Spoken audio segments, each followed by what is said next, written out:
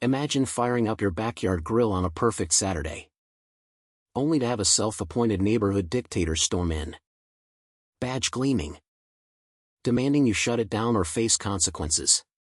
Now picture her face when she realizes her iron-fisted rules don't apply to you at all, and that's just the spark that ignites her total meltdown. In the sun-drenched suburbs of Willow Creek, Illinois, where manicured lawns stretched like green carpets under a relentless blue sky, lived Alex Rivera. Alex had moved into his modest ranch-style home 5 years back, after a messy divorce that left him craving quiet. The neighborhood seemed ideal at first: kids on bikes, block parties in summer, the kind of place where folks waved from porches. But beneath that polished veneer lurked the iron grip of the Willow Creek Homeowners Association, led by none other than Patricia "Patty" Hargrove, the HOA president who'd turned community guidelines into her personal scripture. Patty was a wiry woman in her mid-50s, with a perm that never budged and a smile that could curdle milk. She patrolled the streets in her golf cart, clipboard in hand, enforcing rules like no visible trash cans after 7 a.m. or holiday lights must be cool white only, no tacky multicolors. Neighbors whispered about her behind closed doors, calling her the lawn Nazi, but no one dared challenge her openly. She had a way of twisting words, making you feel like a criminal for planting the wrong shade of rosebush. Alex, a software engineer who worked from home, kept to himself. He mowed his lawn on schedule, recycled diligently, and even volunteered at the annual HOA picnic once. But rumors swirled anyway, fueled by Patty's subtle digs at meetings. Some residents, she'd say with a pious sigh, think they're above contributing to our pristine image. It started small. A neighbor mentioned hearing Alex hosted wild parties late at night. Another claimed his recycling bin overflowed with beer bottles, implying he was a drunk. Alex knew it was nonsense. He rarely drank, and his parties were solo Netflix binges. But he bit his tongue, observing quietly. He wasn't one for drama. Instead, he documented everything in a private journal, noting dates, quotes, and the growing absurdity of it all.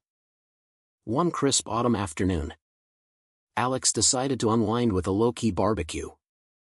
He set up his electric smoker on the patio, not even an open flame, just a sleek gadget that hummed softly as it slow-cooked brisket. The aroma wafted gently, mingling with falling leaves. That's when he heard the golf cart whir to a stop. Patty hopped out, her sensible loafers crunching leaves, face already pinched like she'd sucked a lemon. "Mr. Rivera," she called out, voice dripping with faux politeness. "I'm afraid we have a problem here." Alex poked his head out from the kitchen door, wiping his hands on a dish towel. "Afternoon, Patty. What's up?" She adjusted her HOA lanyard, which dangled a laminated badge like a sheriff's star. "This contraption. Section 4.2 of our covenants prohibits outdoor cooking devices that produce visible smoke or odors after noon on weekends. It's a fire hazard and disrupts the community's aesthetic harmony." Her eyes narrowed at the smoker, as if it were plotting world domination. Alex leaned against the doorframe, keeping his tone even. "That's interesting. But last I checked, my property isn't under HOA jurisdiction. The original deed opted out before the association formed, something about the lot lines being redrawn in the 90s. Patty's smile tightened, like a rubber band about to snap. "Oh, please. Everyone knows that's a loophole myth. I've reviewed the maps myself. You're part of Willow Creek, and you'll comply, or face fines starting at $200 per infraction." She pulled out her phone, snapping photos of the smoker with the enthusiasm of a tabloid paparazzo. "Go ahead and check again," Alex said mildly, turning back to baste the meat. I had a surveyor confirm it last month. My fence marks the boundary, your rules stop right there. She huffed, cheeks flushing. This isn't about lines on a map, Mr. Rivera. It's about respect for your neighbors. That smell is invading properties. Lowering values. Think of the children. As if on cue. A kid on a scooter waved cheerfully from across the street. Unbothered. Alex chuckled softly. The children seem fine. But if it bothers you that much, maybe close your windows? Patty's eyes bulged slightly. But she composed herself with a saccharine grin. We'll see about that. She marched back to her cart, revving it like a getaway car. That evening, as Alex savored his brisket alone on the patio, his phone buzzed with a group text from the neighborhood app administered, of course, by Patty. Alert, potential safety violation at 142 Oak Lane. Residents advised to report any unusual odors to authorities. Subtle as a brick. Alex saved the screenshot, adding it to his growing file. He knew this was just the opener. Patty's type didn't fold easily. They doubled down, turning petty gripes into crusades. All while preaching community spirit. Sure enough, the whispers intensified. At the grocery store, Mrs. Ellis from down the block avoided eye contact, muttering something about that troublemaker with the smoker. Online, in the private Facebook group Patty moderated, posts popped up. Who's tired of certain homes flouting rules and making us all look bad? Comments piled on. Anonymous jabs implying Alex was antisocial or worse. He stayed silent. But inside, he seethed with a calm fury. Why fight rumors with denials? Evidence would speak louder. He installed a discreet Ring camera at his front door, pointing toward the street, and another in the backyard overlooking the smoker pit. 2 days later, the real escalation hit. Alex was sipping coffee when a white van pulled up, emblazoned with county code enforcement. A burly inspector stepped out, tape measure in hand, eyeing the property like it was a crime scene. Morning, sir. Received a tip about unpermitted outdoor installations and potential health code breaches. Alex set his mug down. Let me guess, anonymous complaint? The inspector nodded, avoiding eye contact. Can't say. But it mentions an industrial-grade cooking unit operating without zoning approval. Also, something about improper waste disposal from parties. Alex led him to the backyard, showing the smoker's manual and his property deed. See here? Not HOA land. And this is just a hobby grill, no business. No waste issues. The man scratched his beard, glancing at his notes. Huh. This address isn't even in the HOA database. We've been getting a rash of calls from this area lately, all barking up the wrong tree. He paused, lowering his voice. Off the record. Same complainant every time. Persistent type. As the van drove off, Alex caught a glimpse of Patty's curtains twitching next door. That night, he reviewed his camera footage, nothing yet. But he sensed the storm brewing. Patty's polite facade was cracking, her need to control, to sit atop her little throne, made her predictable. And predictability was a weakness. By midweek, the sabotage struck. Alex woke to a foul stench wafting from his driveway. Stepping outside, he found his mailbox smeared with what looked like rotten eggs mixed with paint, and a pile of fast food wrappers strewn across the lawn, complete with a note taped to the door, "Clean up your mess, HOA standards apply to all." It was unsigned, but the handwriting matched Patty's looping script from past newsletters. He donned gloves, bagged the evidence, and checked his cameras. Jackpot, at 1:32 a.m. A shadowy figure, hood up. But the gate unmistakable, snuck up, glancing nervously at Patty's house before unleashing the mess. Zooming in, Alex spotted a flash of her signature pearl earrings under the hood. Amateur hour. He didn't confront her. Instead, he called the non-emergency police line. Officer Ramirez arrived. A no-nonsense Latina with a keen eye. This is vandalism. Plain and simple. Got footage? Alex played it back. Ramirez's lips quirked. That's bold. We'll run prints on the note and wrappers. Meantime, keep documenting. Word trickled out subtly. Alex mentioned it casually to a few trusted neighbors over fence chats. Crazy what some folks will do to enforce harmony, huh? Soon. Murmurs turned to confessions. Mr. Patel from 3 doors down admitted Patty had fined him $500 for unauthorized solar panels, even though they were eco-friendly. Sarah, the young mom across the way, whispered how Patty blocked her garage sale permit by claiming it attracted undesirables. A coalition formed quietly, coffee meetups in backyards, away from prying eyes. Alex shared his dossier, timelines, photos, even audio from a heated HOA meeting where Patty ranted about nonconformists dragging us down. Patty, sensing the shift, amped up her game. Flyers appeared in mailboxes. Beware, resident at 142, Oak Lane running illicit food operation, report to authorities. It featured a blurry photo of Alex's smoker, twisted into something sinister. This threatens our wholesome community values.